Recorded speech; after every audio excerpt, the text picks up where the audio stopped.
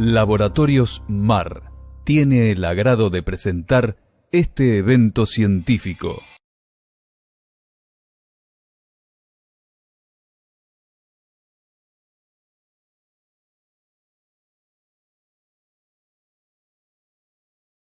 Hola, buenas noches. Le damos la bienvenida a esta nueva charla del curso de Pediatría Práctica de Almirante Brown. ¿Se me está escuchando? Perfecto, por lo menos por Perfecto. Bueno, no, quería perfecto. comunicar que por problemas de agenda se suspende la próxima reunión del jueves próximo, que era un tema interesantísimo, que era la detección temprana en la práctica pediátrica de los problemas genéticos. Lamentablemente esa charla no se va a poder hacer, pero comentando con la doctora Kalmiter, me comunicaba que el promedio de retraso en el diagnóstico de estas enfermedades es de años, años y años. Me comentaba un paciente derivado por problemas convulsivos, tratado por un neurólogo infantil, y que tenía un diagnóstico de una enfermedad genética. 10 años tenía el chico cuando fue derivado, y como eso muchísimos más. Problemas que por ahí estos pacientes tienen además otro tipo de patología cardíaca, renal, etcétera, que podría haberse tratado o prevenido con anterioridad. Bueno, le dejo la palabra al doctor Regueiro para hacer la presentación del día y la fecha. Hola, buenas noches. Como les decimos siempre, muchas gracias por estar con nosotros en este curso que lleva tantos años. Gracias por el aguante. Hoy tenemos la grata, estamos muy complacidos de tener a la doctora Adriana Fandiño, jefa hasta hace muy poquito del Hospital Garrahan, durante muchos años, trabajando mucho, incansablemente ahí, haciendo por los niños y su visión. Es una referente de retinoblastoma en el país, es muy conocida por este tema. Vimos con Héctor Carrillo la necesidad de introducir este tema, volver a traer a Adriana para hablar, porque todos estamos muy conscientes de que el recién nacido, el que estuvo en incubadora, el que estuvo con asistencia respiratoria mecánica, eso nadie duda de que hay que verlo, hay que seguirlo, si tiene su retinopatía. El primer año, digamos, el lactante, todo el mundo le está encima a este tema. Pero después la frecuencia de pedir interconsulta va bajando. Y a veces, yo por ejemplo que hago neuropediatría, veo niños que vienen por dificultad de aprendizaje y tienen, la última consulta fue al año, y tienen 7 años o 10 años y nunca más los vio nadie. Así que queremos reinstalar la idea de la necesidad en los niños de no dejar de diagnosticar enfermedades oftalmopediátricas, y para eso le hemos convocado a Adriana. Adriana, un placer tenerte. Gracias, ¿eh? Bueno, gracias por la invitación. ¿Se escucha bien? Perfecto. Bueno, creo que ya está el... ¿Se ve el PowerPoint? Perfecto. Bueno, es un honor que me hayan invitado y me parece importantísimo lo que decía Héctor. Sí, con los prematuros, los retinoblastomas que hemos diagnosticado muy tempranamente fueron porque tuvieron el control por su prematurez. Y hemos encontrado tumores en estadios muy, muy tempranos y la mayoría fueron por controles tempranos. Pero bueno, vamos a empezar primero con otros temas. A medida que voy avanzando con los distintos temas, voy a parar así las preguntas están relacionadas con cada tema. Bueno, a ver si avanza. Ay, no avanza Hoy avanzaba. Va a avanzar, doctora, va a avanzar. Toque ahí con el cursor, toque la pantalla y después vuelve a probar. Va a ver que ahí Ahí va. está, sí. Sí. Bueno, ¿qué podemos ver como pediatras? Yo creo que la mayoría son pediatras, son médicos generalistas del público o médicos generales, pero nosotros a un niño lo podemos observar incluso en la sala de espera. Ya en la sala de espera nos vamos a dar cuenta si es un niño inquieto, si es un niño que ve bien, que no ve bien, que deambula normalmente o no deambula normalmente. Entonces, hay muchas cosas que a veces nosotros ya la podemos, cuando está entrando ya podemos hacer diagnóstico. Y sobre todo es importante esto de mirarle los ojos. Puede ser que venga por un dolor en la rodilla, pero en una consulta está bueno que se observe los ojos. Y que el pediatra tome la agudeza visual, como dice acá, o la fijación y seguimiento en un bebé, es fundamental para ver el desarrollo visual. También el examen de ojo externo. Hace poquito recibí un paciente, que creo que ahora después le voy a poner una diapositiva, que lo vieron 4 oftalmólogos, le dieron los lentes, pero no repararon en un puntito que tenía en el iris, y atrás de ese puntito había un tumor en el cuerpo ciliar. Entonces, el examen de ojo externo, mirarle si las pupilas son iguales, si los párpados están bien, si están simétricos. Hay un montón de información que podemos tener, la alineación de los ojos, las pupilas. Ahora vamos a entrar un poquito en cada uno de los temas. La agudeza visual, ¿cómo la podemos evaluar? Va a ser distinto en lactantes, que ahí vamos a evaluar la fijación y seguimiento, en niños preescolares o en niños en edad escolar. En los lactantes, los pediatras sí se dan muy rápidamente cuenta si el niño fija y sigue, cómo se relaciona con la mirada con la madre, con los objetos que tiene alrededor, se hace contacto visual, pero a veces hay niños que dan dudas, que parece que estuvieran como en un aislamiento y no miran. Entonces ahí podemos recurrir al nistagmus optoquinético. Ese es un tambor que lo pueden hacer fácilmente o incluso pueden hacer una cartilla con bandas negro y blanca, más o menos de 1 centímetro, 1,5 centímetros, y eso movérselo adelante o hacerlo girar adelante de los ojos del niño, puede hacer, si el niño hace el movimiento que hacemos nosotros, el nistagmus optoquinético, cuando vamos en el tren o en un colectivo, vamos mirando y el ojo va y viene, ahí vamos a darnos cuenta si el niño está viendo o no viendo.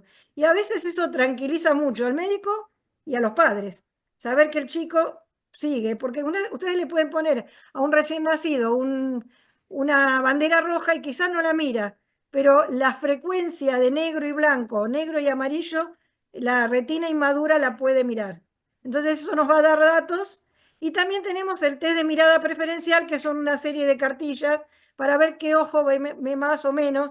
Yo particularmente no las uso, es muy tedioso y nosotros nos basamos en otro tipo de examen. Ahora les voy a pasar un video de un niño que tenía muy mala visión, vino con ojos del sol naciente, ustedes ven cómo tiene un leve nistagmus, es un niño que tiene un aspecto neurológico y estábamos en duda si fijaba o no fijaba. Ese es el niñito. De la actitud es muy dudosa, no sabíamos si estaba mirando o no. Entonces recurrimos a este test, que lo llamamos test de inhibición del BOR, que es la inhibición del reflejo vestíbulo ocular. Cuando uno gira, se produce el nistagmus y el reflejo vestibular. Si nosotros detenemos ese giro y el niño fija, el movimiento de fijación inhibe el vestíbulo ocular y no va a tener más ni siquiera el optoquinético por estar girando, ni tampoco el vestibular, porque la fijación es más fuerte que esos dos reflejos.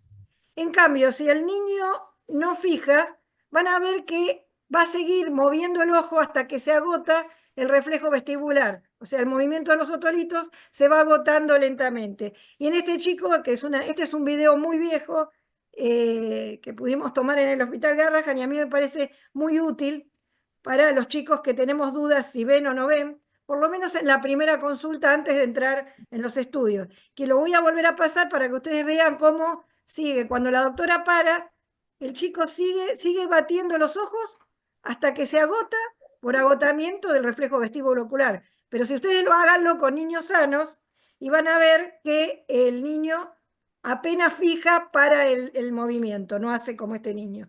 Es un reflejo muy útil y que en un caso de duda, al estar lejos o en un consultorio hasta que tenemos idea, nos puede orientar si tenemos que hacer la consulta más rápidamente o no, con el neurólogo infantil, con pedir imágenes, etc. En los niños preescolares podemos utilizar cartillas con símbolos. Es difícil en niños preescolares, a veces arriba, abajo, a la derecha, a la izquierda. Hay chicos que se ubican muy bien. Los dos test de arriba, los test del Andolt y del Snellen, no son tan útiles. Son más útiles los test de dibujos. Pero este que tenemos a la izquierda, que es el caballito, el patito, la torta, más o menos, se nota.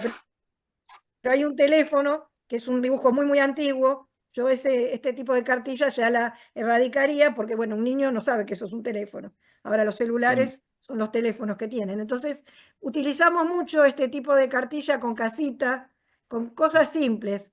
Círculo o pelota, el cuadrado, la manzana o el corazón y la casita. Y este tipo de test es el que más nos orienta. Hay que tener mucho cuidado cuando le tomamos la visión a un niño. Primero tomarle binocular. Entonces vamos a tener una idea. A veces no le gusta que le tapemos el ojo. Entonces tomarle la visión binocular. Esto también sirve en los casos que tienen nistagmus o nistagmus latente. Hay personas que tienen nistagmus latente y cuando uno le ocluye un ojo comienzan a batir lentamente un nistagmus que no se nota, pero que les baja notablemente la agudeza visual. Y binocularmente tienen muy buena agudeza visual.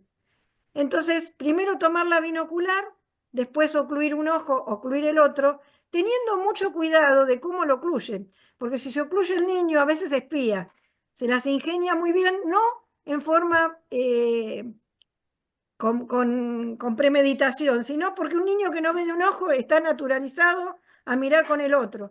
Y entonces cuando uno le quiere tapar el ojo, él espía porque mira con el otro y no lo hace a propósito. Entonces hay que tener mucho cuidado cuando uno toma la visión en esos casos. Bueno, en los preescolares esto, lo que les decía de la visión binocular, y la agudeza, y bueno, en los niños verbales ya podemos tomarle las letras. Hay que tener muy en cuenta que cada cartel está hecho para una distancia. Hay que analizar muy bien qué cartel vamos a usar. Pero es muy útil que el pediatra tuviera y que cada tanto controle la agudeza visual de ese niño, aparte de mirarle los ojos. Acá vemos la evolución de la agudeza visual. Vamos a ver que entre los 3, hay niños de 3 años que ya leen la última línea. Y hay niños que esto no lo adquieren hasta los 5 o 6 años. Sobre todo los que descubrimos que tienen ametropías, y entonces hasta que no le damos el lente y lo usa un tiempo largo, en astigmatismos altos sobre todo, va a tardar un poco más en lograr, a veces lo logran las 10 décimas a los 7 años. Pero es muy, muy importante que el pediatra y el médico general nos ayude en el tratamiento de la ambliopía. Ahora vamos a hablar un poco de lo que es la ambliopía. La ambliopía es el ojo Aragán y es un precio muy grande que tiene que pagar una persona que no fue controlada de niño, que no se le descubrió que tenía una diferencia de visión entre un ojo y otro, y hay una cierta edad que la podemos revertir. Entonces la oclusión lo que hace es mejorar, hacer que ese ojo fije más. Acá vemos el periodo de maduración visual, como en el primer año de vida es la evolución mayor. Después sigue evolucionando, pero en una curva más lenta.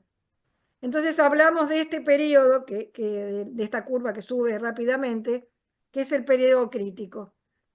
Porque al momento del nacimiento la vía visual no está mielinizada, por eso no van a tener el mismo seguimiento, la misma agudeza visual, solo están mielinizadas algunas fibras cercanas a la cabeza del nervio óptico y el cuerpo geniculado. Y progresa rápidamente esa mielinización por un periodo cercano a los 2 años. A veces se pasa la mielinización en la papila y a veces cuando le miramos el fondo de ojo vemos las famosas fibras de mielina que crecieron por arriba del nervio óptico y la vemos en el fondo de ojo, pero no es lo habitual.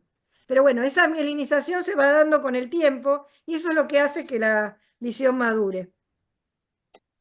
Entonces, este periodo crítico tan importante, cualquier alteración que interfiera en ese periodo de maduración, si no se diagnostica y se trata a tiempo, puede dejar una incapacidad visual permanente en uno o los 2 ojos, que son los 2. Ya en el año 81 ganaron el premio Nobel Hugel y Wiesel y definieron ese rango crítico de edad dentro del cual el desarrollo de la corteza visual se va a modificar por la experiencia. Aunque está determinado genéticamente, hay una plasticidad y está gracias a la experiencia visual. Ellos taparon el ojo a gatitos y después estudiaron el cuerpo geniculado y la corteza visual de esos animales de experimentación y bueno, ellos vieron que había una atrofia en el lado que habían tapado. Hay una extrema vulnerabilidad del sistema ocular inmaduro ante la falta de estímulo visual. Y el estímulo visual puede estar modificado por una opacidad de medios. Por eso es tan importante descartar que no haya catarata, que el vitrio esté libre, que haya un reflejo rojo y un fondo de ojo normal. Y aparte que esté enfocado el ojo. Después cualquier cosa, no lo tengo en una diapositiva, pero hay una evolución en el largo axil del ojo del niño. Entonces los niños normalmente, cuando son bebés, son más hipermétropes y a medida que se va metropizando el ojo, va llegando al largo axil normal, que si el niño es emétrope, o sea, no tiene ni miopía ni hipermetropía, se logra alrededor de los 5 o 6 años.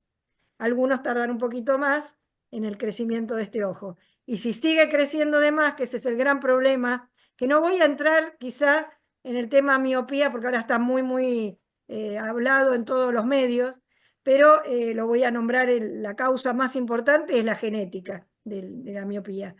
Pero esa genética puede estar modificada por la epigenética, el uso indiscriminado de pantallas, el uso horas y horas, niños pegados a un celular, mirando de cerca, eso puede ser un estímulo en la retina periférica para una elongación del ojo y el desarrollo de una miopía, sobre todo si tiene una carga genética heredada de alguno de los padres o abuelos o tíos. Entonces hay que estar muy cuidadoso. Un niño no debería tener un celular hasta después de los 10, 11 años y con uso racional del mismo. Y eso hace que a veces niños que eran normales a los 6 años comienzan a usar el celular en forma indiscriminada y desarrollan miopía. Y también a veces cuesta mucho, si un ojo desarrolla más miopía, puede desarrollar también una ambliopía más tardíamente. Entonces, estos estudios que hicieron Hubel y Wiesel demostraron que las regiones corticales que recibían los axones de las neuronas geniculocorticales del ojo amblíope o el ojo que no está recibiendo la información correcta, ya sea por una opacidad de medios, por una catarata, por un astigmatismo alto y el otro no. Entonces el cerebro va a elegir el ojo bueno, va a desarrollarlo y todo eso detrás tiene una base anatómica y de sinapsis. Se demostró que están inhibidas los neurotransmisores GABA producidos por las áreas correspondientes al ojo sano. O sea, hay una base anatómica y funcional de esta situación. A los papás les explicamos, el ojo sano le gana al Aragán y el Aragán se atrofia. Y si uno estudiara anatómicamente, vamos a tener modificación. Entonces, realmente merece la pena detectar la ambliopía y detectar la diferencia entre un ojo y otro, o si hay alguna anoxa que actúa tempranamente. Este periodo crítico es un lapso de tiempo postnatal, en el cual esta corteza visual está lábil, y bueno, es 12 semanas para los procesos bilaterales. O sea, si tenemos una catarata bilateral, generalmente tenemos que liberar el eje visual antes de las 12 semanas. Y las unilaterales son mucho más ambliopizantes y más difíciles de lograr. Si tenemos una catarata unilateral, es muy difícil lograr que no compita con el ojo sano, aunque lo operemos, porque tenemos que rehabilitar el enfoque del ojo cuando operamos la catarata. Entonces, esa anoxa va a ser mucho más difícil de revertir. Pero una catarata bilateral operada a tiempo y rehabilitada a tiempo con los lentes adecuados logra una buena agudeza visual. Bueno, estos son los requisitos, que los medios oculares estén transparentes, como les dije recién, el cristalino, el vitrio, la córnea. Cualquier opacidad en estos medios puede hacer que la imagen no sea correcta. La imagen tiene que ser nítida, enfocada en la retina en el tiempo oportuno. O sea, tempranamente hay que corregir los vicios de refracción. Ahí tiene que haber integridad de las vías de transmisión visual, que ahí ya entraríamos en un tema anatómico, la integridad de la corteza estriada, ahí entramos en los casos neurológicos, y los estímulos simétricos. Una gran miopía en un ojo con nada de miopía en el otro es mucho peor que un poco de miopía en los dos, porque el ojo muy miope se va a ambliopizar mucho más. La asimetría. Entonces hay signos de alarma que pueden ayudar al pediatra a decir, uy, acá pasa algo, vamos a tener que consultar, vamos a tener que hacer estudios. Yo no sé si acá hay alguna pregunta, Roberto. Hola, Porque, doctora. No hay todavía preguntas. bueno, A ver, déjame ver. No, todavía no. No sé si alguno que hace una pregunta puede. Atentamente, Adriana, está muy interesante la clase. Si alguno quiere no, hacer una porque quizás pregunta. se le Perdón. ocurre algo y entonces antes de entrar en otros temas, igual seguimos con el tema, pero antes de entrar en otros temas, agotamos las preguntas de la ambliopía. Bueno, hay Bien. cosas que pueden llamar la atención cuando uno está mirando a un niño. La leucocoria, ¿qué es leucocoria? Leuco es blanco, coria es pupila, la pupila blanca, que es distinto que el leucoma. Leucoma es una mancha en la córnea. Cuando, por ejemplo, hay un proceso, una úlcera de córnea muy profunda, una lesión de córnea, puede, al cicatrizar, esa córnea se transforma en una córnea, deja de ser transparente y es blanca.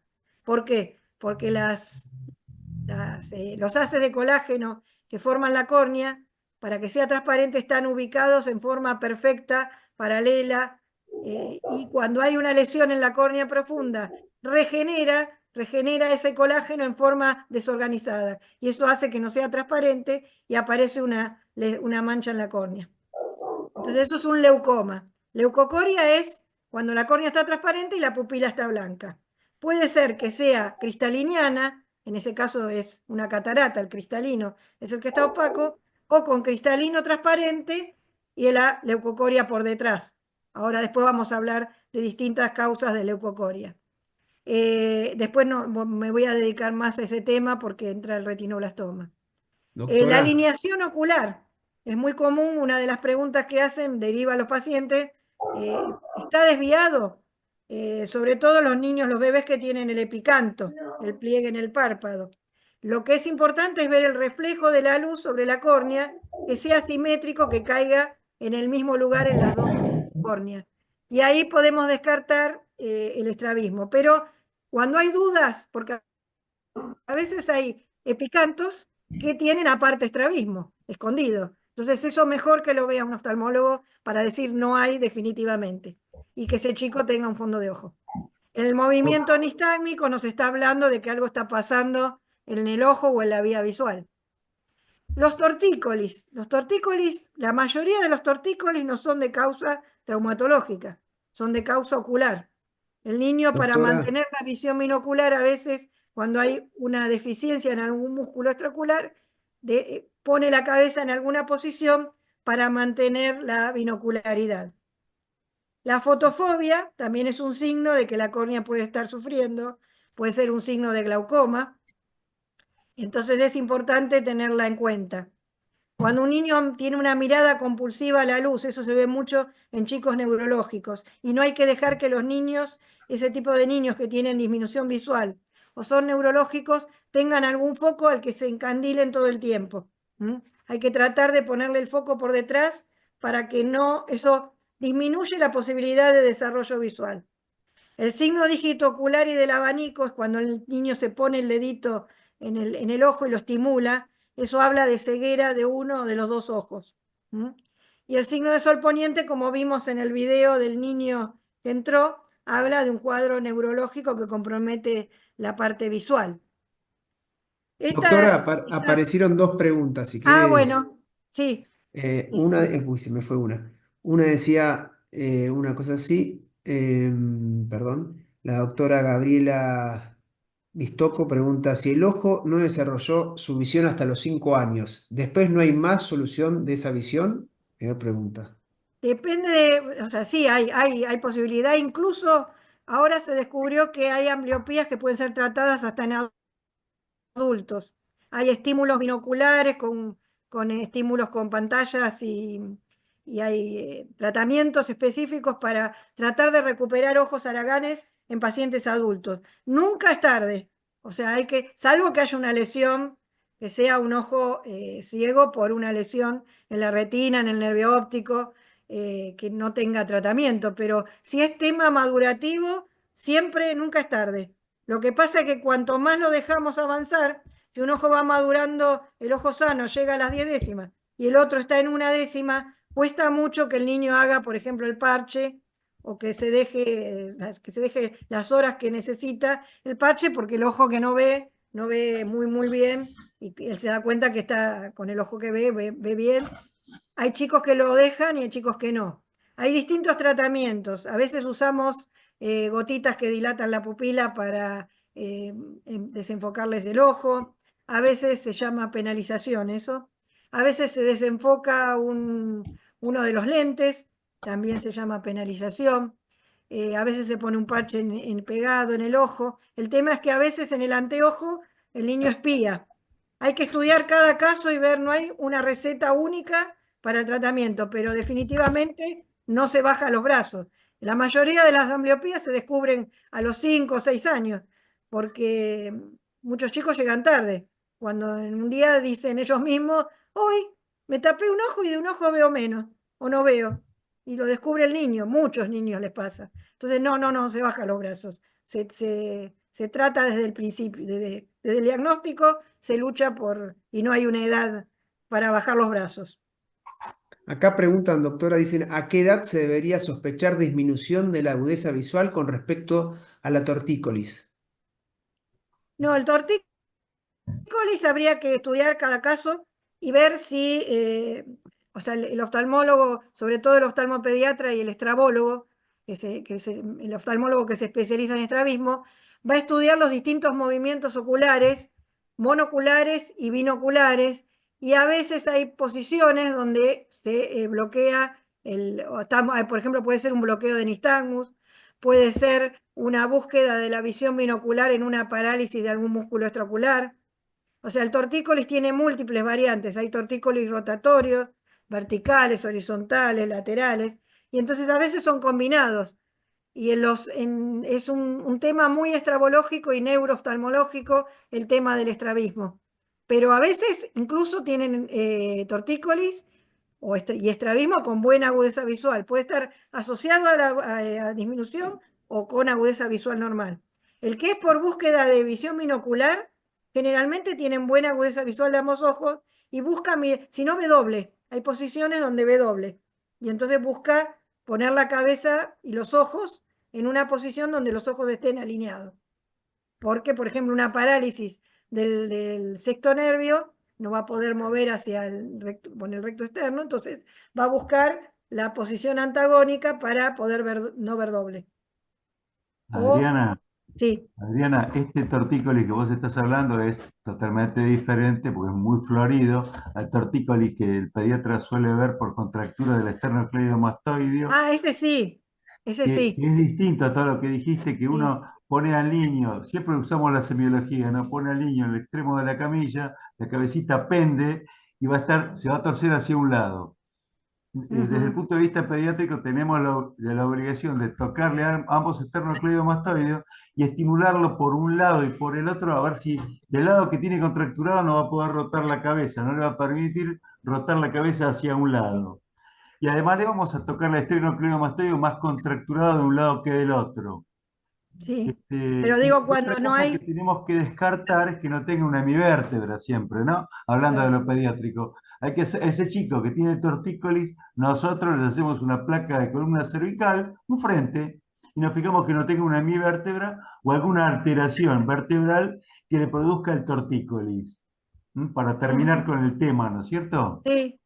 No, bárbaro. Una vez descartado lo que vos decís de anatómicamente, hay muchos chicos, por eso es interesante tomarle la huesa visual en el consultorio sentadito derecho, pero no modificarlo. O sea, que se siente el cartel de frente y ver y uno empezar a tomarle las letras. Y a veces hay chicos que empiezan a torcer la cabeza en la visión binocular para poder ver mejor. Ahí es donde uno puede pensar que puede haber o un nistagmus encubierto o alguna paresia oculomotora o Claro. algún estrabismo. Ok. Pero Hay descartado lo anatómico cervical, ¿no? hay una pregunta, doctora, que dice, ¿cuál es el seguimiento del estrabismo en los pacientes con síndrome de Down? ¿Hay algo No, especial? el seguimiento es igual que cualquier niño. O sea, Ok. es más difícil pero hay que seguirlo porque el síndrome de Down puede tener muchas cosas. Puede tener estrabismo, pero puede tener catarata, puede, o sea, suele tener el nistagmus. Como hay un trastorno muchas veces neurológico, muchos tienen nistagmus latente y el estrabismo es secundario al nistagmus latente. Entonces hay que estar muy atentos. Es muy común que tengan miopías altas. Entonces hay que hacer un examen muy concienzudo, sobre todo en el niño Down. Sí, es muy, muy importante eso. Pero el control es igual que cualquier niño. Bien. Depende de cada caso. Están agradeciendo la explicación, doctor, ¿eh? Acá ya están poniendo muchas gracias, muchas gracias. Bueno. Es muy claro. Entonces, Y lo último que preguntan hasta ahora es, ¿cuáles son los tratamientos en el adulto? Porque antes esos tratamientos no estaban. hay varios tratamientos. Hay uno que se llama Vinox, que yo no tengo ningún interés comercial. Es un poco caro, es un tratamiento que traen de Estados Unidos, que te habilita para 30 días de ejercicio. Pero hay un grupo argentino que está desarrollando el método argentino que va a ser gratis. Así que si hay alguien que le interesa, yo lo conecto con la persona que lo está desarrollando. Yo tengo 2 o 3 pacientes que lo están haciendo y es un estímulo binocular disociando los 2 ojos con lentes rojo-verde como el que se usa para ver las películas 3D.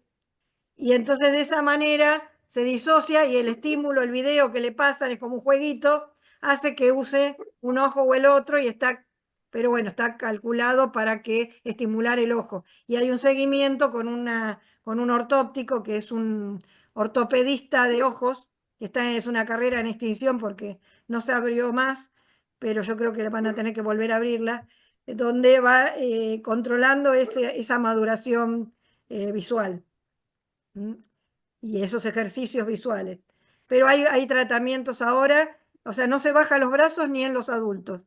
Y si un niño estuvo con tratamiento antiambliopía, por ejemplo, llega a los 11 años y de repente el ojo amblíope llegó a 9 y el otro a 10. No hay que dejarlo, si Dante tapaba 6 horas, yo le digo, mira, si querés mantener la visión de este ojo, a esa edad uno ya les habla de sacar el registro y demás, y entonces que le van a tomar la visión de los dos, y entonces están motivados 1 hora por día que se pongan el parche y jueguen con los jueguitos. Eso sirve como mantenimiento. A veces hay gente que dice, uy, llegó a los 11, 12, 13 años, no le hacemos más el parche. Yo soy partidaria de seguir el estímulo, sobre todo si se nota que hay una competencia binocular y que hay un ojo dominante y que el otro siempre tiene un poquito menos de visión. Es una inversión a futuro eso. Entonces, bueno, seguimos no sé si hay más preguntas. No, Las después pusieron ahí que le interesaba esta información o dónde pueden bueno, yo conseguirlo. después Si usted de si última deja un mail o algo para que le puedan escribir al que le claro, sí, interesa, sí, sería sí, buenísimo. sí. Bien. Bueno, esto es un pequeño esquema, esto lo saben muy bien los pediatras, cómo en las semanas va madurando el reflejo fotomotor, el parpadeo, los movimientos sacádicos, cómo se va orientando hacia la luz. Yo siempre les digo, si después de los 3 meses, porque muchas veces piden el fondo de ojo y el control en el primer mes de vida. Y hacemos el control y es muy, muy bueno porque uno puede descartar opacidad de medios, puede descartar lesiones en retina, malformaciones, colobomas, retinoblastomas. Pero después hay que hacer un control a los 6 meses de ese primer control. ¿Por qué? Porque después hay una maduración que no la podemos ver al mes y que quizá hay un retraso, hay una asimetría en esa maduración y se va a pasar por alto o aparece alguna lesión como puede ser un retinoblastoma. Entonces ahora después yo les voy a mostrar el esquema que nosotros proponemos para los exámenes como deben ser.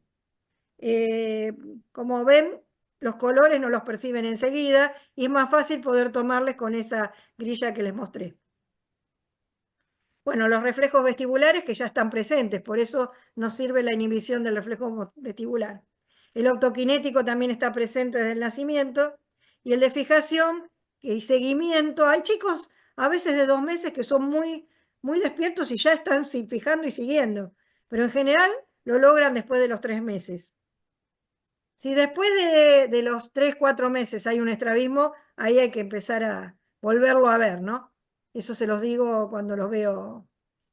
O sea, les digo, vamos a verlo dentro de 6 meses, pero si ustedes ven que a los 3 meses hay un estrabismo, lo vemos antes. Y el alineamiento ocular es lo que les decía, siempre debe ser normal a los 4 o 6 meses. Bueno, el reflejo de fijación y el reflejo de seguimiento, no vamos a entrar en esto porque hay que estar a veces hay que tener mucha paciencia para ver la fijación de uno u otro ojo. ¿Cómo hacemos para saber cuando tiene un estrabismo? Más o menos calculamos cuánto tiene de agudeza visual o cómo ve ese ojo. Si le tapamos un ojo, el chico tiene un estrabismo, le tapamos el ojo que está fijando y fija el otro. Si al destaparlo inmediatamente vuelve a fijar con el que fijaba, quiere decir que ese ojo tiene muy mala fijación y no mantiene. El no mantener hace que hablemos de una fijación, una agudeza visual mala o una fijación excéntrica. A veces cuando los chicos para mirar con ese ojo miran de costado como está este chiquito. Otras veces si nosotros le tapamos en un estrabismo el ojo que está fijando, fija con el otro toma la fijación, y al destapar el que fijaba sigue manteniendo y no hace un parpadeo y sigue manteniendo con ese ojo que destapamos recién, que empezó a fijar recién, sabemos que ese ojo ya está casi parejo con el otro y la balanza está casi equilibrada. Y eso lo usamos mucho porque hay chicos que son preverbales y no podemos tomarle la agudeza visual. Esta, por ejemplo, el agujerito en un papel lo utilizamos mucho para ver qué ojo domina. A veces ven que este chico alterna, mira con un ojo y en la otra foto mira con el otro. Y mantiene la fijación con los dos. A veces en ese momento, cuando estamos siguiendo un estrabismo, es el momento para operarlo. ¿Por qué? Porque la balanza está equilibrada. A veces yo prefiero demorar la cirugía a que haya una alternancia y que la balanza no esté muy inclinada hacia el ojo Aragama. Cuando uno le toma el ojo dominante, hay que tratar de que la madre no le ponga el papelito, porque a veces las madres rápidamente quieren ocupar ese lugar. El niño tiene que elegir, es el ojo que elegimos cualquiera de nosotros para mirar por un agujero de una cerradura. Todos tenemos un ojo dominante. Es raro que cambie, pero bueno, puede cambiar cuando pierden la visión de un ojo. Acá vemos la alineación ocular, ven cómo el reflejo de la luz se ve simétrico en los dos ojos. Y si uno mira de golpe, este niño pareciera que tuviera este ojo desviado y no tiene estrabismo. En cambio, estos otros ven que el eje, acá está la luz en el centro y no está en el centro en este. Este es bastante grosero y en este al revés. Pero a veces esto nos sirve mucho para tranquilizarnos y tranquilizar un poco a los padres. De todos modos, aunque tenga esta fijación, este niño merece un fondo de ojo. Todo niño, a ningún niño hay que negarle. ¿Ven? Acá tenemos el reflejo centrado. Acá tenemos un caso de reflejo. El estrabismo hay que rejerarquizarlo como una primera manifestación de una patología grave. No es una pavada, un estrabismo. No hay que decir, bueno, hay que esperar 6 meses y lo lleva al oftalmólogo si dentro de 6 meses no se le pasa, que eso lo escuchamos en chicos que no llegan tarde por retinoblastoma. Siempre cuando llegan con una leucocoria uno empieza a indagar y antes hubo un estrabismo. Empieza a preguntar a los padres y hubo un estrabismo y muchas veces minimizado por la parte médica. A veces los padres se dejan estar, pero a veces alguien hubo que dijo, no importa o vamos a esperar, puede ser normal, eso no. Un chico, la madre sospecha que desvía, hay que dilatarle la pupila y verle el tumor, verle el fondo de ojo. Estoy como un poco... y bueno, y también el ojo que está desviado puede llegar a ser una ambliopía, si siempre tiene el mismo ojo desviado. Entonces, cuanto más precoz es el tratamiento de ese estrabismo, mejor va a ser la evolución. Y el fondo de ojo, acá tenemos un fondo de ojo súper normal, con la papila, la mácula, todos los vasos.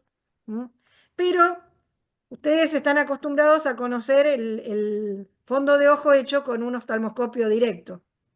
En los niños merecen ser vistos con oftalmoscopía binocular indirecta, que ahora les voy a mostrar. ¿Por qué? Porque no llegamos a la periferia. Y es muy difícil que el niño colabore y mire para arriba, para abajo, para la derecha, para la izquierda, y poder ver todo el campo de la retina. O sea, el oftalmoscopio directo nos permite ver detalles, nos permite ver los bordes de la papila muy bien, la mácula, la fijación macular, pero no nos permite ver los detalles de la periferia. Acá un poquito vuelvo al tema, me quedó mezclada esta. El estrabismo acomodativo. Es muy común que un niño, que se presente un paciente que nunca desvió, siempre estuvo bien, quizá no fue visto nunca y no sabían que tenía una hipermetropía, y de repente viene del jardín con el ojito desviado. Ay, perdón, se me fue la... Viene con el ojito desviado como esta nena. Y bueno, suenan las alarmas. Una de ellas es hacerle una resonancia y también que lo vea el oftalmólogo. Y bueno, cuando todo da bien y el examen oftalmológico da que tiene una hipermetropía, se le colocan los lentes. ¿Por qué desvía? ¿Y por qué pasó a los 3 años? No sé si todos lo saben, por eso se los comento. Nosotros tenemos el mecanismo de acomodación-convergencia. Cuando nosotros miramos cerca, nuestro cristalino aumenta las dioptrías positivas, y también tenemos convergencia para que los ojos puedan mirar de cerca. Ese mecanismo no está maduro hasta los 2, 3, 4 años, depende del niño. En un niño muy hipermétrope que estuvo usando su cristalino para enfocar, para fabricar +2, +3, +4, +5 dioptrías, como puede tener un hipermétrope mediano, también hay más hipermetropía, esas van a dar otros síntomas, a veces también no dan ninguno. Ese niño va a empezar a acomodar y está acomodando todo el tiempo, y cuando madura el reflejo de acomodación-convergencia, ahí hace el estrabismo. Son estrabismos que hay que tratarlos con lentes, oclusión, hasta que se logra la alineación completa y la visión de 10 décimas de ambos ojos, con parches y lentes. Y es muy importante el acompañamiento del pediatra para que las cosas se hagan en forma correcta, que el pediatra quizá lo ve más seguido a los pacientes, para reforzar que los padres le pongan el lente, que le hagan el parche, que el lente no tiene que estar rayado, porque a veces hay lentes que hacen oclusión por lo sucios o rayados que están. Entonces eso es importante, que el lente esté siempre transparente. Bueno, esto les decía lo del iris. Acá tenemos el niño, este niño, ay, perdón. Este es un niño de 12 años, que les comenté hoy a la entrada, y es un paciente, tiene un tumor muy raro, no un retinoblastoma, tiene un médulo epitelioma. Este niño le daban los lentes para miopía, y una de las doctoras se le ocurrió mirarlo en la lámpara de hendidura y mirarle bien el iris. Y ven acá esta muesquita, esto es lo único que se notaba cuando lo dilató, que acá se ve, bueno, en esta no se ve también, en esta ven el tumor, y esta zona era un adelgazamiento del iris. Tiene un tumor bastante grande en el cuerpo ciliar. Comenzó tratamiento ahora conservador. Pero lo que digo es, quizá muchas veces, y esto yo después se lo voy a decir también a los oftalmólogos, antes de dilatarlo hay que mirarles el iris, mirarles el ojo, mirarles todo. El alineamiento, mirar y mirar. Por eso esto es, ¿qué ves cuando me ves, no? Acá está lo del tortícolis, que bueno, acá hay distintos modos de tortícolis. Como les decía, para bloqueo de nistagmus, a veces los chicos que tienen tosis o las restricciones musculares, pero ya estuvimos con eso. Y la fotofobia, el otro signo que les hablé, que puede ser un síntoma de glaucoma. Muchas veces el lagrimeo o epífora y la fotofobia son un signo temprano de un glaucoma que en un bebé. Es muy, muy importante, y hay que descartar la obstrucción de vía lagrimal, pero hay muchas obstrucciones de vía lagrimales que terminaron siendo glaucoma. Hay que ser muy cuidadoso en cuanto a lo que es lagrimeo y y fotofobia en un niño. También hay enfermedades más serias, mucho más raras, que pueden estar en la retina y que pueden dar fotofobia. Y bueno, la mirada compulsiva a la luz, el nistagmus también es un signo de alarma. Solo el spasmus nuta, que es una entidad rara, pues, que después se normaliza solo.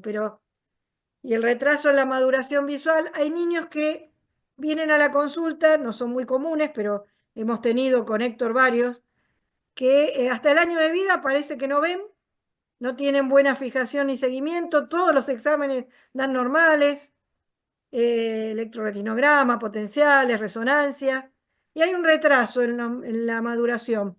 Y después, o sea, se los va siguiendo, a veces nos mandamos a la estimuladora visual, y esos niños después tienen 10 décimas de visión.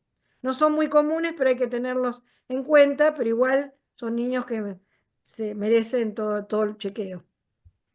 Y después, bueno, hay un retraso que puede estar asociado a lo neurológico, a la enfermedad sistémica o a la enfermedad ocular. Y esta entidad que antes se llamaba ceguera cortical, que también es rara, pero que se presenta y casi siempre está asociada a patología neurológica severa, ¿no? No vamos a entrar en función al tiempo. En general no tienen nistagmus, tienen esa mirada, muchos la mirada compulsiva a la luz. Al inicio pueden tener fotofobia. El fenómeno crowding es que pueden reconocer cosas aisladas, pero cuando están juntas se le mezclan y no las reconocen en estos casos.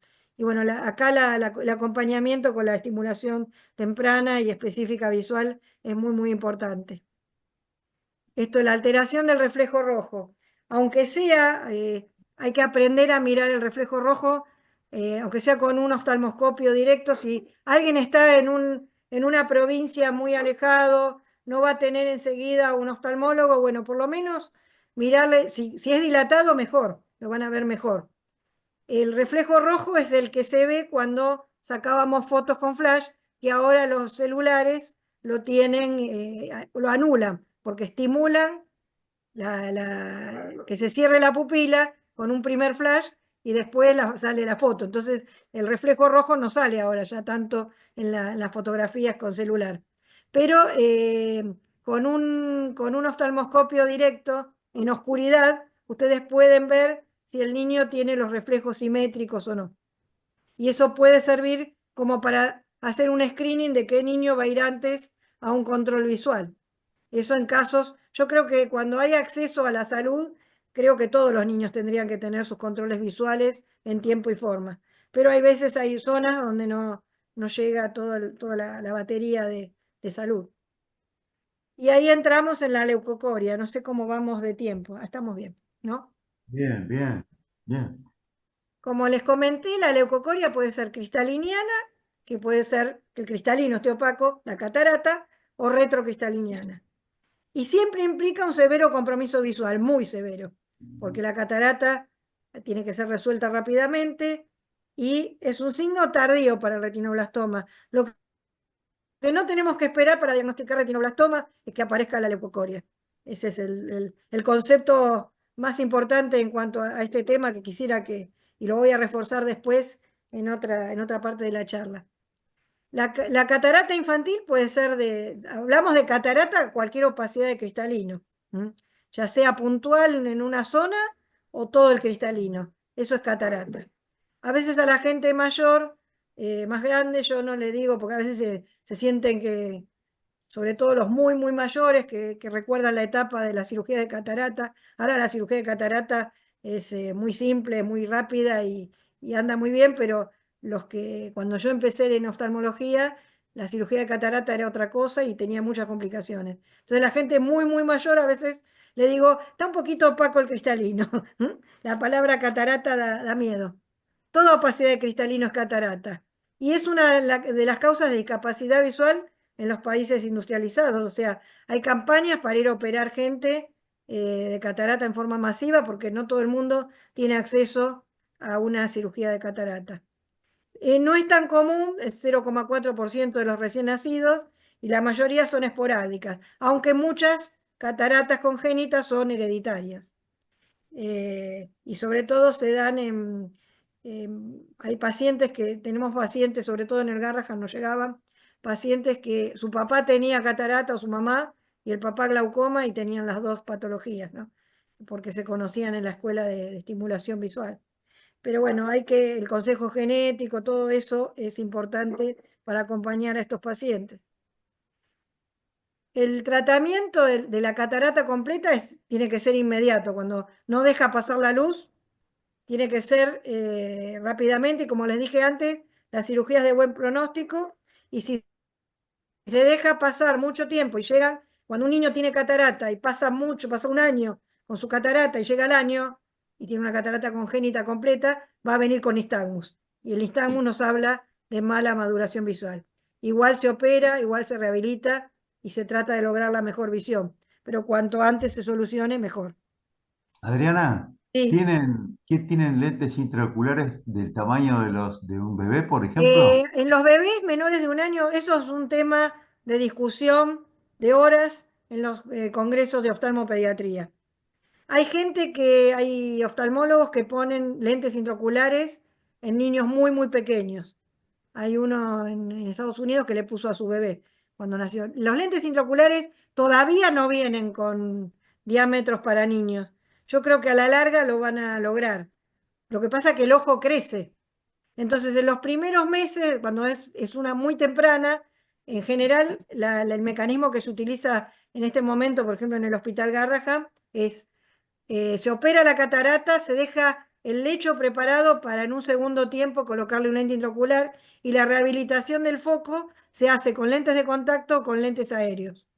Y hay chicos rehabilitados con lentes aéreos que tienen 10 décimas, que son adultos que yo estoy controlando. Los operamos cuando no había lentes intraoculares.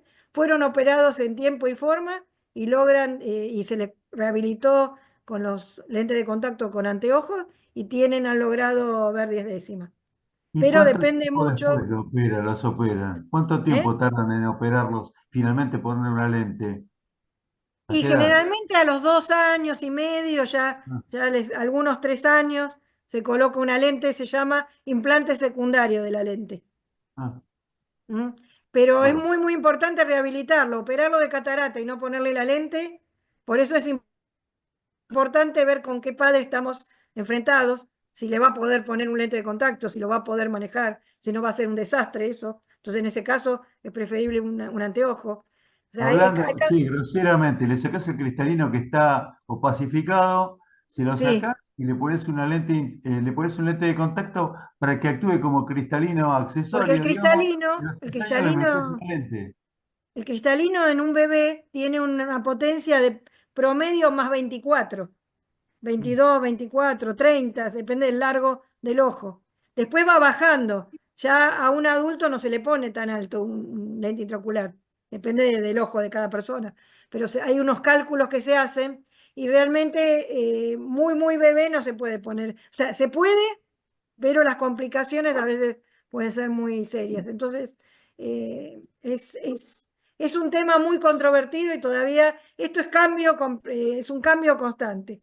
Claro, El concepto importante es pescarlo a tiempo, y después se discute qué se hace con ese caso. Pero detectarlo a tiempo es lo fundamental. ok. Eh, en- Te digo, hay horas y horas se discute este tema. ¿Mm? Y bueno, y cuando es unilateral, peor, porque la competencia con el ojo sano es muy difícil. Ahí es más complicado todavía. Entonces, bueno, la ambliopía. Cuando es una catarata incompleta, como vemos acá en estos dos, lo que evaluamos es la agudeza visual cercana. Si el niño llega a leer caracteres o ve cosas chiquitas, a veces probamos con eh, cosas muy, optotipos, dibujitos muy chiquitos. Si el niño sigue viendo cosas muy chiquitas, se lo espera, porque ahí no va a desarrollar ambliopía. Es preferible su cristalino defectuoso que le deja ver. Quizá de lejos no va a tener buena visión, pero de cerca sí. Entonces, en esos casos esperamos para operarlos, no los operamos tan tempranamente. Y es un monitoreo muy importante, y bueno, hay que convencer a los padres que lo tienen que seguir muy de cerca. La pandemia la pandemia hizo estragos en ese tema, porque la gente no podía llevar a los niños a los controles que se debían, ¿no? Chicos del interior que no podían viajar. Pero bueno, en un monitoreo constante ahí evaluamos la visión cercana y esperamos. Y bueno, ese riesgo de ambliopía en una catarata parcial va a depender de la localización, si está en el centro, si está periférico, del tamaño de la opacidad, de la densidad de la opacidad y del momento de aparición. Acá vemos distintos tipos de catarata. Las polares anteriores, que son este puntito anterior, son poco ambliopizantes, ¿no? A veces pasan años, llegan a la consulta un adulto y le encontramos una catarata que nunca se la habían visto, y desarrolló una buena agudeza visual. En cambio, las zonulares, como son estas, o laminares, que son estas, o las nucleares, son más ambliopizantes que las otras. El tamaño y la densidad no es lo mismo esto que esto, ¿no? Y el tiempo de aparición, si es muy temprana, es muy ambliopizante. Bueno, y este es el momento que ya se los dije. Entonces, los resultados van a depender de la edad de comienzo, del tipo de catarata, de la edad de la operación, de si tiene malformaciones asociadas, porque hay niños que nacen con catarata y persistencia de vitrio. O sea, el vitrio primario no se reabsorbió y hay una opacidad en el vitrio. Entonces ahí hay que ver si hay que hacer una vitrectomía, que es sacar la parte de vitrio que no está bien. Bueno, y el tratamiento de la ambliopía es el que tiene que tomar conciencia el médico de que debe seguirlo el médico, los padres, los cuidadores y la estimulación temprana visual. Y bueno, entramos, no sé si habrá preguntas de las cristalinianas, de las cataratas, si habrá alguna. Ahí te Justo ponen apareció entonces, uno. de un adulto sin Acá, factores de riesgo para cataratas, joven de 35 años, puede ser que haya, no sé qué más dice. ¿estado desde la infancia? ¿Puede ser que haya estado desde la infancia? Pregunta. Puede ser, hay cataratas congénitas, esas zonulares, que son lentas y se van opacificando. Pero también hay cataratas adquiridas por golpes, por tratamientos corticoides eh, ya a largo plazo. O sea, hay causas que adquieren cataratas o hay una carga genética para desarrollar cataratas tempranamente, ¿no? Hay varias variantes y posibilidades. A los 35 años la catarata que se llama senil, que no es tan senil porque los de 60 y pico no son seniles, y ya tenemos un poco de catarata. Creo que esa no es común que aparezca a los 35 años, pero hay personas que pueden ir desarrollando catarata progresiva. Y generalmente son ojos que traen alguna carga para hacerla, ¿no? Salvo que, bueno, un ojo que recibió un traumatismo severo puede desarrollar catarata. ¿Mm? O las cirugías, por ejemplo, una cirugía de glaucoma puede desarrollar secundariamente catarata. Algunos niños autistas que se autoagreden y se golpean los ojos. Sí, Hemos visto también. uno, Adriana, Sí, también, sí, una sí. catarata postraumática. Postraumática, sí. Esa es muy, muy común. Y el tema de esos chicos, el problema de la autoagresión, es que si uno los tiene que operar de catarata, a veces es peor el remedio que la enfermedad, porque se siguen agrediendo y el lente intraocular, si lo golpeás, puede haber sangrados y demás. O sea, es un tema muy, muy difícil Ah, de manejar ese. No sé si quiere que... Adriana, los corticoides en colirio pueden traer Eso hemos tenido pacientes alérgicos sobre todo, que se han acostumbrado a utilizar como antialérgico un colirio que tiene corticoide, que muchas veces lo buscan en la farmacia y se lo colocan años y años en forma reiterada. Y bueno, esos pacientes, hemos tenido pacientes que desarrollan catarata o glaucoma. Depende sí. de la habilidad que tengan para las dos cosas, ¿no? Porque hay ángulos del ojo que son más predispuestos a hacer glaucoma y el depósito que provocan los corticoides es importante. Y entonces, bueno, Pero hay corticoides más modernos ahora, ¿no? sí, Que ahora hay corticoides, hay no esteroides, hay antiinflamatorios no esteroides que no traen tanto problema y hay antialérgicos que no tienen corticoides. el tipo del Lotesoft, por ejemplo, Sí, ¿qué te es más parece? suave. A mí no me gusta mantenerlo en forma mucho tiempo. prefiero darle una olopatadina, una epinastina, una bepostatina, que son drogas que son antialérgicas, estabilizan los mastocitos, estabilizan la alergia y no traen otras complicaciones más importantes. Y eso de frotarse el ojo también puede traer, en casos predispuestos, desarrollar astigmatismos importantes y queratocono. Nunca hay que aconsejar a los padres que no dejen que los niños se froten los ojos en forma severa. Ponerles, yo les digo, tengan agua fría, agarren un algodón bien empapado en agua con cubitos, póngale frío y que no se frote el ojo. Porque hay chicos que se frotan en forma reiterada y durante años puede traer deformaciones corneales de adelgazamiento. Es importante, o sea, la población general tendría que conocer algunas cosas que el boca a boca de los pediatras a veces es muy importante. Y si lo dijo el pediatra, antes lo decía la maestra y el pediatra, ahora las maestras creo que no tienen tanto poder en las familias, pero cuando el pediatra les dice las cosas, generalmente hacen caso.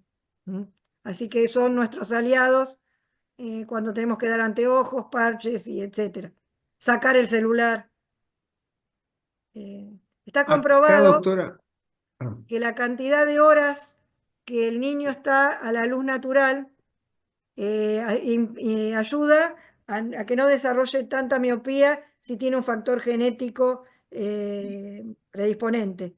O sea, ahora aconsejamos, como primer medida en los miopes, que notamos que hay un incremento en la miopía de una consulta a la otra en 6 meses o en un año, y aumenta más de media dioptría, ahí antes de ponerle otros tratamientos que hay nuevos que se están probando, no todos no es una panacea y todo está en prueba, pero lo que sí es barato y realmente sabemos que le va a hacer bien, es que esté más horas del día con luz de día, que haga deportes, que esté menos horas con celular, menos horas de lectura a la noche con poca luz y lectura muy cercana. En las pantallas poner el fondo oscuro con letra blanca también ayuda a que no progrese la miopía. Y si con todas esas medidas las están cumpliendo y sigue subiendo, ahí implementamos un tratamiento con atropina diluida, que la tienen que poner todos los días. Todavía hay grupos que dicen que funciona y hay grupos que no funciona. Yo creo que no está dicha la última palabra, como todo lo nuevo en medicina. Y también hay lentes especiales que son de focus, que desenfocan la periferia de la retina y que pueden disminuir la progresión de la miopía. Son muy caros, no están al alcance de todos los niños.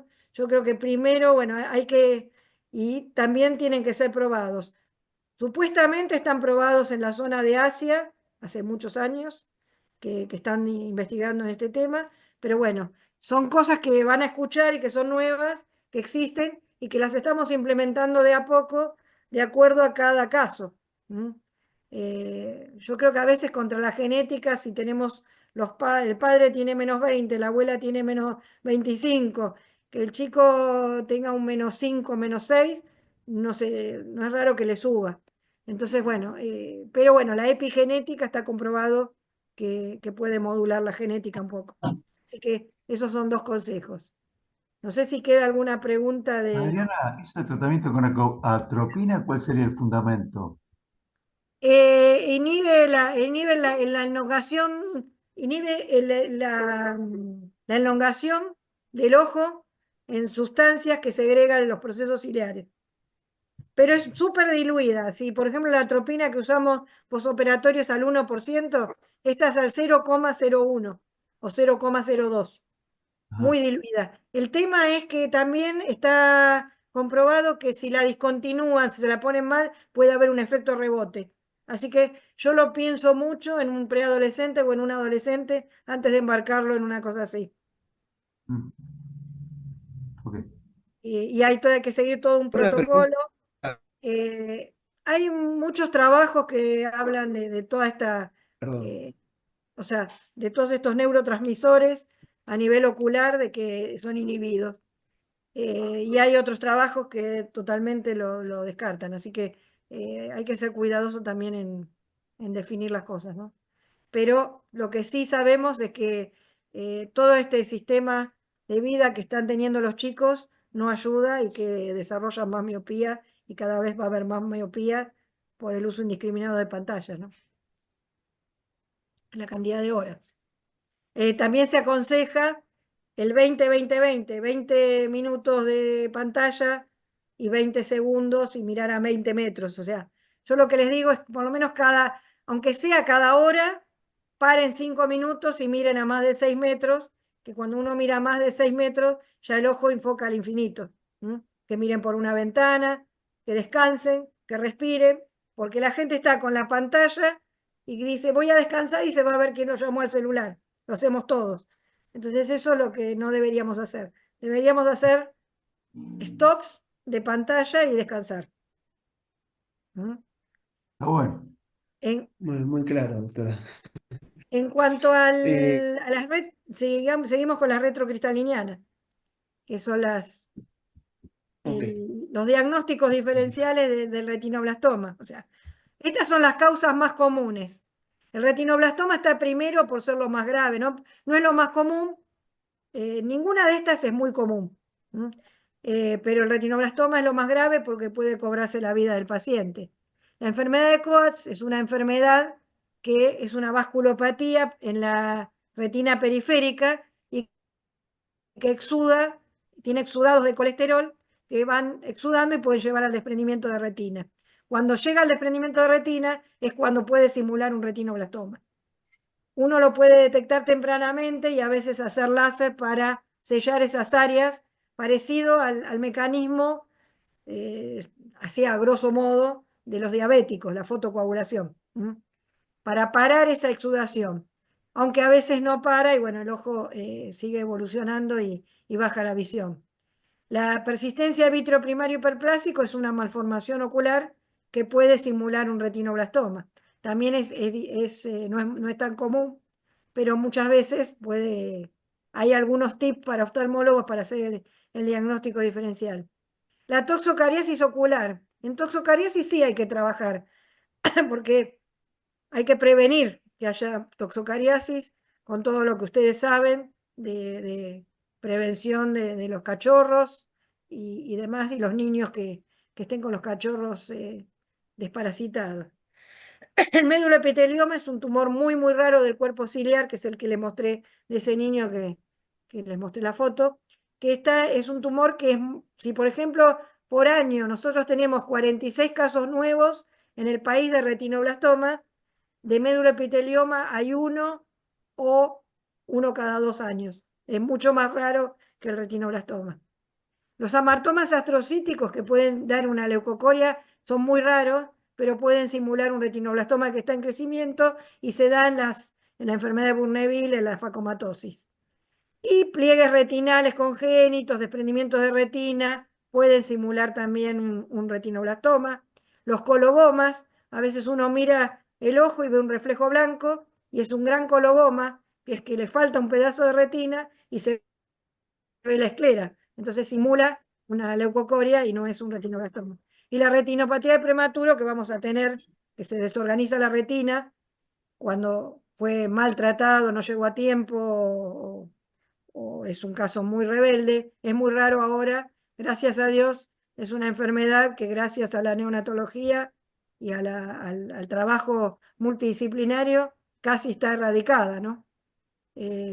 Pero bueno, cuando yo empecé en oftalmología infantil era una epidemia la retinopatía del prematuro y muchos adultos ciegos de hoy son esos chiquitos que no se manejaron, que no se sabía. Sobrevivían los niños, pero tenían estas secuelas. Entonces, en el retinoblastoma es el motivo de consulta más frecuente, pero siempre, como les dije antes hubo un estrabismo generalmente y la leucocoria es un signo tardío. En nuestro hospital consultaban por leucocoria en el año 98, 85% de los retinos. Y después, a medida que nosotros hicimos esto que estamos haciendo hoy, divulgar en la pediatría, divulgar en la oftalmología infantil, la detección precoz, nuestros pacientes llegaban más tempranamente. Y desgraciadamente, por lo que me comentan el equipo que está en el Garrahan, este año han llegado pacientes muy tardíos y al grupo que yo también recibo pacientes del Hospital Austral, justo hoy recibí un paciente de buen medio que con una prepaga, que tuvo su control al nacimiento, su control a los 6 meses y ahora tiene 2 años y 3 meses y tiene un retinoblastoma avanzado que vamos a tener que nuclear ese ojo. Entonces, tenemos que volver a la fuente, volver a divulgar. Me parece bárbaro esto que están haciendo, de divulgar conceptos a todo el país, a todos los pediatras y a todos los médicos de familia, médicos generalistas. Esto es lo que cambia la vida de mucha gente, porque la persona que lo escuchó y sabe que un estrabismo tiene que hacerlo ver, lo va a hacer ver y quizá le detecta a tiempo y puede tratarse. Ahora, como van a ver, el tratamiento puede ser exitoso preservando la visión. Estos son datos que les voy a dar, que están ahí, ven, publicación ROA en proceso. ROA es el Registro Oncopediátrico Argentino, que ahora depende del Instituto Nacional del Cáncer hace muchos años, pero empezó con una fundación que recaba la información de todos los cánceres pediátricos, de todo el país, de 91 fuentes. Y entre el año 2000, y van sacando cada tanto la información de los cánceres infantiles. Entonces yo le pedí a la doctora Florencia Moreno, que fue la que fundó ROA, que me pase los datos que tenía, esto por eso es en proceso, pero todavía no está publicado, así que tienen una primicia. Entre el año 2000 y 2022, el N de tumores infantiles fue de 31.241 pacientes. Y de ellos el retinoblastoma fueron 1043. Ocupa el 3,3% de los cánceres infantiles, el retinoblastoma, con una incidencia en nuestro país de 1 cada 12.000 nacidos vivos, actual. Antes decíamos 1 cada 15.000, es 1 cada 12.000 en nuestro país. Y más o menos se presentan 46 casos nuevos al año. Y la forma del retinoblastoma, hay 2 formas, una forma unilateral y una bilateral. La unilateral en un solo ojo, la mayoría son no hereditarios. Acá tengo que explicar algo genético. Para que se presente el retinoblastoma tiene que haber en la célula retinal 2 mutaciones, una primera y una segunda mutación. Los niños que tienen retinoblastoma hereditario van a tener una primera mutación en la célula germinal. O sea que puede ser heredada de uno de los 2 padres o una mutación de nuevo en la célula germinal. Pero todas las células del organismo de ese niño van a tener esa primer mutación, que los predispone a tener retinoblastoma en múltiples lugares de las 2 retinas y a tener otros cánceres durante la vida. Esto es muy, muy importante a tener en cuenta. En cambio, el retinoblastoma unilateral unifocal van a tener las 2 mutaciones en una célula retinal. Por alguna razón, una célula retinal muta y un tumor va a empezar a crecer en un foco en una retina. Hay algunos, un 5 o 6% de los retinoblastomas que se presentan en un solo ojo son multifocales. Esos son chicos que tienen la carga genética, pero por alguna penetrancia incompleta de este tumor no se manifestó en el otro ojo.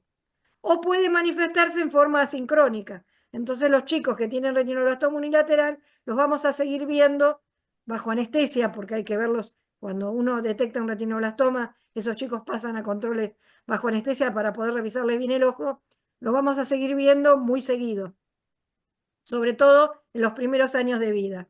Generalmente el momento de presentación de los bilaterales es más temprano, entre los 6 y 18 meses, aunque hay niños que nacen con retinoblastoma avanzado o los retinoblastomas no tan avanzados, pero al nacimiento ya está presente. Y esos son los que detectamos cuando hicimos controles de prematuros en los días y hemos detectado tumores pequeños en prematuros. En cambio, el retinoblastoma unilateral, al ser un solo foco, va creciendo silencioso adentro del ojo y va a dar signo más tardío, salvo que se ubique en la mácula o en el haz papilomacular, y ahí va a desviar el ojo, y entonces quizá consultan antes. Pero muchas veces aparecen a los 2, 3 años de edad. ¿Cómo apareció este niño que recibí hoy, que tiene 2 años y 3 meses y tiene un tumor en un solo ojo, ya en glaucoma? Como ven acá, en estos estadios tempranos, acá ven fotos de retinas con retinoblastoma, ven esta es la imagen, crece en forma circular. Acá vemos cómo los vasos de la retina van a penetrar en el tumor y lo irrigan. Cuando hay una lesión blanca que pasa el tumor, la imagen del vaso pasa de largo, ahí podemos pensar que no se trata, aunque en este vemos un vaso que pasa, pero acá vemos un vaso que lo nutre. Este tumor va creciendo dentro primero de la retina. Y estos chiquititos, tiene la mácula libre, puede no desviar el ojo. Y este niño tiene los 2 ojos.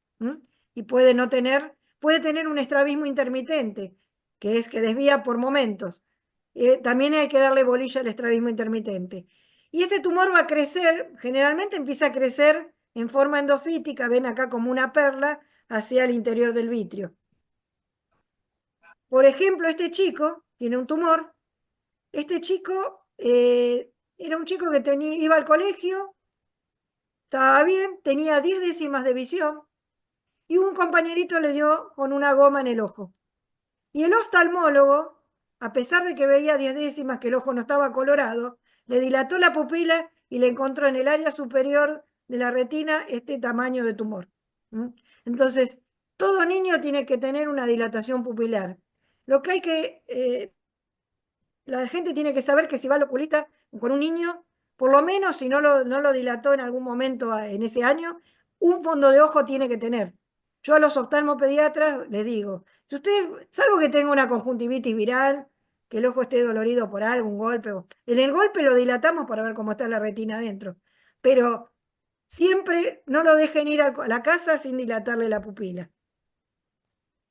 Y acá tenemos esto que digo. Actualmente el retinoblastoma con intervención temprana, o sea, detectándolo a tiempo, la tasa de sobrevida es mayor al 95, entre el 95 y 97% en nuestro país, depende del medio y de la zona.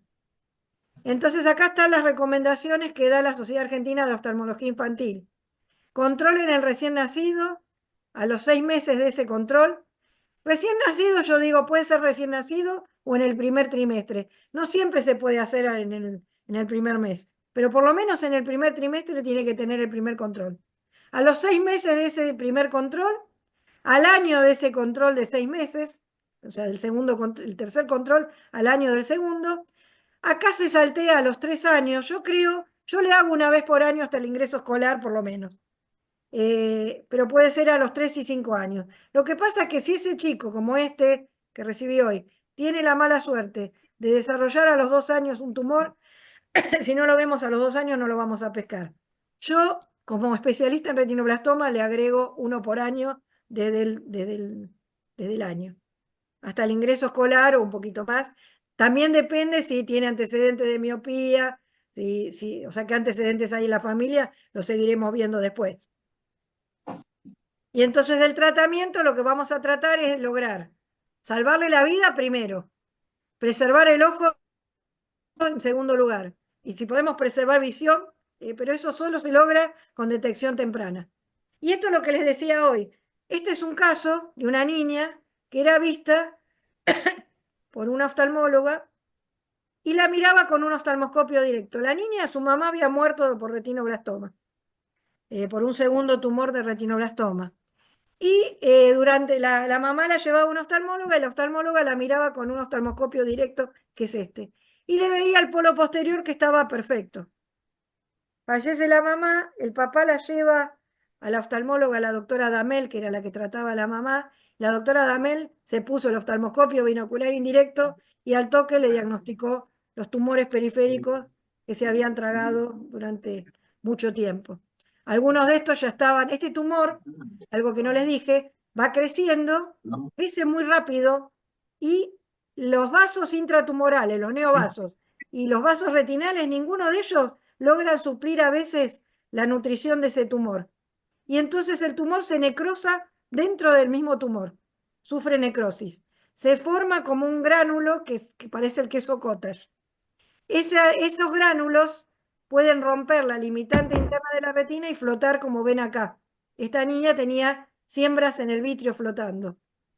Y a veces también esa necrosis que se produce se calcifica. Y eso es un signo patognomónico del retinoblastoma que vemos en las ecografías y en las imágenes. Donde hay necrosis hay calcio en el cuerpo. Entonces se necrosa y ese es un signo que nos sirve para el ecografista para hacer el diagnóstico o para el imagenólogo la resonancia o tomografía. En general pedimos resonancia para el estudio de estos pacientes. Y este es el aparato que se tiene que poner el oftalmólogo para poder ver bien. Esto se lo ponen los que hacen velasneo para ver la retinopatía del prematuro. Si no, la retinopatía del prematuro no la ven, porque está en la periferia extrema. El oftalmoscopio directo permite ver el polo posterior. Y acá está la diferencia entre el diagnóstico precoz o este niño que vino con, ven acá, el tumor nos saluda atrás del cristalino de los dos ojos, muy, muy avanzado. Este niño ya debe ser un adulto, tuvo que ser enucleado de ambos ojos en ese momento. Los primeros años, lo único que teníamos para ofrecer era enucleación o radioterapia externa. Ahora hay un montón de tratamientos, quizás hubiera podido. Y después nos han llegado pacientes con este tipo de que ya rompió. Una vez que el tumor invade la lámina cribosa que divide el nervio óptico, o sea, la papila y el nervio óptico retroocular, cuando invade ya rápidamente puede ir al cerebro o romper la pared del ojo, invadir la órbita, como vemos en estos casos. Este es un caso avanzado que no tendrían que llegar nunca más, estos pacientes. Todavía algunos llegan de lugares alejados. Entonces, lo que queremos es, lo que ahora se hace en el año 90, hasta el año 90 teníamos solo radioterapia externa y enucleación para ofrecerle a un paciente. La enucleación sigue siendo un método de tratamiento porque cuando vienen muy, muy avanzados, a veces cuando hay riesgo de vida, hay que enuclear. Pero, y la radioterapia externa lo que produce es más mutación. Entonces, los pacientes que eran irradiados en la órbita, por ejemplo, la mamá de esa paciente, falleció de un segundo tumor en la órbita en el área de irradiación. Entonces, a partir del año 90 empezamos con quimioterapia sistémica. Reducir el tumor para poder tratarlo con tratamientos locales como el láser, la criocoagulación, placas de braquiterapia. Esto es, lo que hacía era reducir el volumen tumoral. Se usaban las drogas carboplatino, topósido y vincristina, son las más comunes, y en los últimos años incorporamos el melfalán y el topotecam, y ahora estamos investigando otras drogas acá en Argentina para el mundo, que eso me enorgullece nuestro grupo de investigación, en conjunto con un grupo del Memorial de Nueva York y con uno de los SAN Suiza, estamos investigando drogas nuevas que son más activas para el retinoblastoma en ratones transgénicos con tumor, y estamos investigando en cerdos la toxicidad en el ojo. Y ahora les voy a contar un poco de los tratamientos nuevos. El del 90 al 2010 hacíamos quimioterapia sistémica común, como ustedes conocen, por una vena, se pasa a todo el cuerpo. En el año 2010 se introdujo la quimioterapia intraarterial. Viajamos con el neurointervencionista, el doctor Ceciliano, a Nueva York a poner a punto la técnica que la estaba trabajando el doctor Abramson de Nueva York. Y nosotros fuimos el primer país latinoamericano y en realidad que no fuera Estados Unidos o Europa que implementó esta técnica, que es por una cateterización súper selectiva de la arteria oftálmica. Se llega con un catéter por la carótida interna o en las variantes anatómicas por la meningia media, se ubica en la entrada de la arteria oftálmica y en 30 minutos, en pulsos, se inyecta 30 centímetros cúbicos de droga al ojo directamente, y pudimos comprobar en un estudio que hicimos con este grupo de investigación en cerdos, le hicimos la misma técnica que a un niño.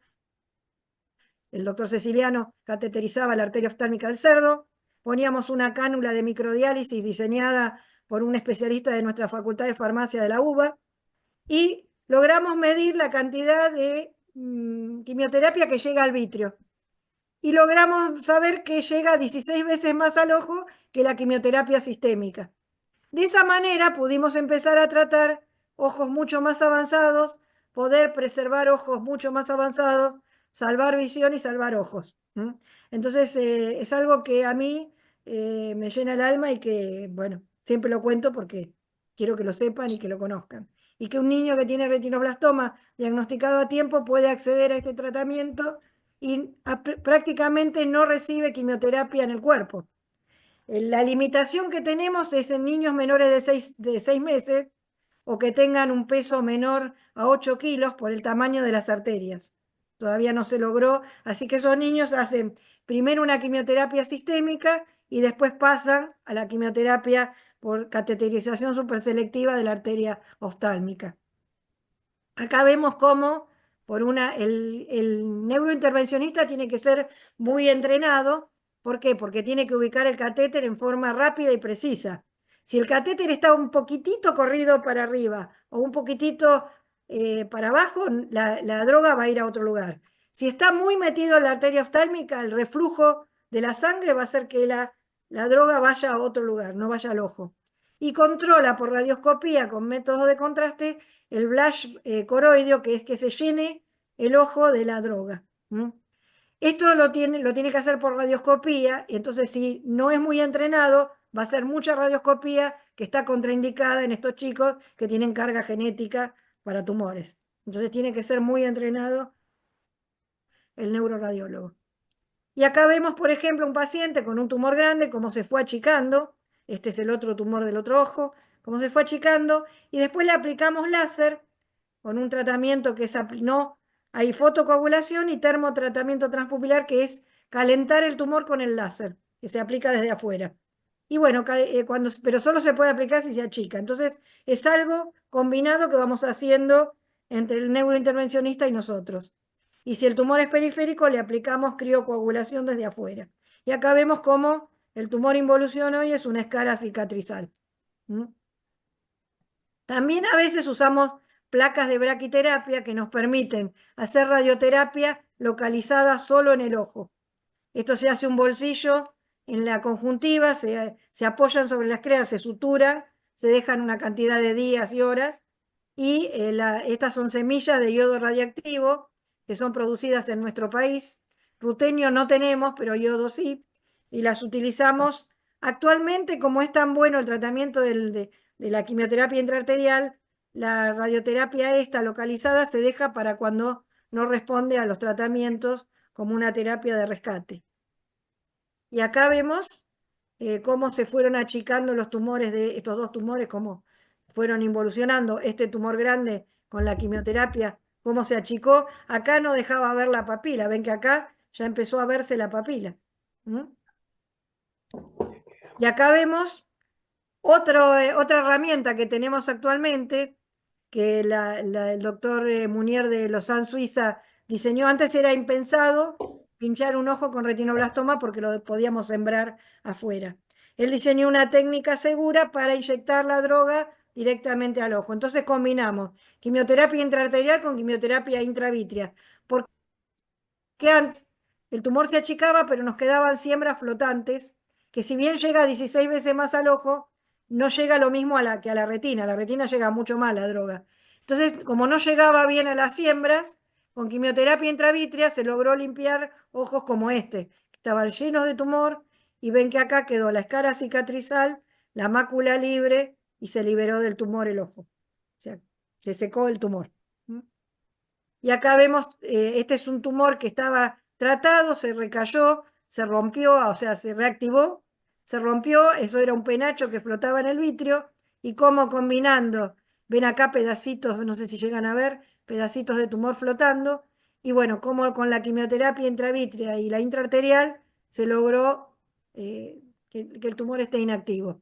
Otro tumor reactivado muy periférico, y este con ambas técnicas y criocoagulación, una escara cicatrizal. La nena, uno de los ojos de esa nena que les mostré, que tenía los tumores periféricos, y bueno, esto con criocoagulación desde afuera se terminó de completar, y esto es un una zona seca que no tiene tumor. De todos modos, estos chicos son controlados durante 2 o 3 años bajo anestesia para estar seguros de que no se reactiva. Y acá vemos otra siembra flotante que se limpió totalmente. Esta es la historia anterior, con los tratamientos anteriores, esta retracción por la radioterapia externa, y esta es una nena, la nena esa que conocen, el papá nos autorizó que la pongamos, tiene 10 décimas de visión con ambos ojos, como si no hubiera pasado nada. Así que realmente yo creo, la conclusión de esto es, los primeros años de vida son los más importantes, tanto para el desarrollo visual, y para la detección precoz de estas enfermedades. Es muy importante esta primera evaluación en el primer trimestre. La detección temprana de enfermedades permite disminuir la incidencia de ceguera evitable y en el caso de retinoblastoma salvar la vida. La leucocoria es un signo tardío, no esperemos a la leucocoria. En nuestro país tendría que diagnosticarse antes, tenemos que transmitirlo a todos los pediatras y a todos los médicos, porque de repente una madre puede decir, le veo un reflejito raro. Bueno, a veces es una leucocoria intermitente, ese chico rápidamente tiene que ir a una evaluación. Tener en cuenta el estrabismo como un signo temprano y la dilatación pupilar y la oftalmoscopía binocular indirecta. Saber esto es saber si un chico está bien revisado o no. Y creo que ahí está mi mail para el que quiera pedirme algún dato. Buenísimo, Adri. Y estos Muy son los ojos práctico. hermosos de una de mis nietas. Ah, sí, qué bueno. Muy bueno. Me ¿Preguntas? parece como cosa interesante, ¿no? Para repetirlo. Es decir, no sé si tuvieron tiempo de anotarlo, pero los controles entonces en el recién nacido al mes de vida, bueno, lo antes posible, 6 meses después de ese control, al año después de este segundo control, y lo que dice la doctora, y me parece adecuado, una vez por año hasta el ingreso escolar. Hay algo, Héctor, que es una realidad. Uno sabe que tiene que ir al año al control, pero a veces por H, por B, por J, se nos complica la vida a todos. Y ese año se estira a 2. Entonces, si la madre sabe que tiene que ir una vez por año y se le demora, no van a ser 5 años que pasan. Claro, claro, exactamente. Y lo que también es impactante es el tratamiento combinado, ¿no es cierto? Ese intraarterial y en el vitrio que está dando unos resultados fantásticos, ¿no? Realmente los resultados son, yo todavía no tengo porque cuando yo me dediqué desde que entré en el hospital, en el año, cuando se abrió el hospital, en el 88 entré, el hospital se abrió en el 87. Y al poco tiempo me encomendaron dedicarme a eso, que yo no quería, pero después me terminé enamorando. Y realmente el cambio que hubo en el tratamiento es impresionante. Y ser parte de esa historia y poder llevar adelante y poder ofrecerle a nuestros pacientes el mismo tratamiento que recibirían en Nueva York, realmente nos enorgullece poder hacerlo. Es fantástico. Actualmente hay 2 centros que hacen el Hospital Garrahan y el Hospital Austral, que es donde está el doctor Ceciliano, que, por ejemplo, si el paciente tiene cobertura, generalmente descongestionamos el Garrahan para dejar los turnos para los pacientes de Bárbaro. Bueno el dato. Y nosotros recibimos los pacientes por un convenio que hay con la Salud Pública de Uruguay. Todos los retinos de Uruguay los tratamos en el Hospital Austral. Y también, bueno, nos llegan pacientes de Bolivia y Paraguay. Chile Chile logró, después que nosotros, pero logró un muy buen desarrollo de las técnicas de tratamiento, así que Chile ya funciona por su lado, pero en el Cono Sur somos los pioneros en este tratamiento. También Brasil tiene varios centros. Nosotros tenemos, el tema nuestro es que está todo centralizado en Buenos Aires. Lo que pasa es que los costos y el desarrollo de esto es muy complicado para poder armarlo en lugares más alejados, ¿no? se les complica. Por eso Uruguay, como tiene menos incidencia, les conviene más derivar los pacientes que ponerse a tratarlos. Ellos tratan la primera etapa de la quimioterapia sistémica en los niños chiquitos y después los derivan a la intraarterial con nosotros. También Ecuador nos está derivando pacientes para este tipo de tratamiento. Adriana, yo propongo, como dijo Héctor, que sigan yendo mientras podamos una vez por año al oftalmólogo. Una consulta anual me parece oportuna. Cuando nosotros vemos si tiene las vacunas, el peso, la talla y lo revisamos, no está mal preguntarle, fijarnos si tenemos el control oftalmológico y si no decirle a la madre, ¿fuiste al oculista? No, bueno, anda. Y le pedís la interconsulta y No, chao. Total, es una consulta simple. Van, ustedes le miden la visión, le hacen el fondo de ojo. Para el chico, como los tratan ahora, con la cancha que tienen los oftalmopediatras, no sufre el niño. Yo creo que merece. Claro, Justamente había una consulta de los controles post ingreso escolar que sugerían, pero están sugiriendo esto, un control anual, sería. Claro. Ok. El control post ingreso escolar a veces, como lo piden, lo exigen rápidamente, a veces los padres lo hacen en lugares donde solo le toman la agudeza visual. claro, Ahora está la campaña de la ambliopía en todo el país, que fue la semana pasada, que se ven pacientes, pero no se les dilata la pupila. Se claro. hace un screening de visión. Yo, en cuanto a mi tema, estoy un poco, me parece que le falta algo a eso. ¿Mm? Yo creo que algún día hay que hacer una campaña con dilatación también.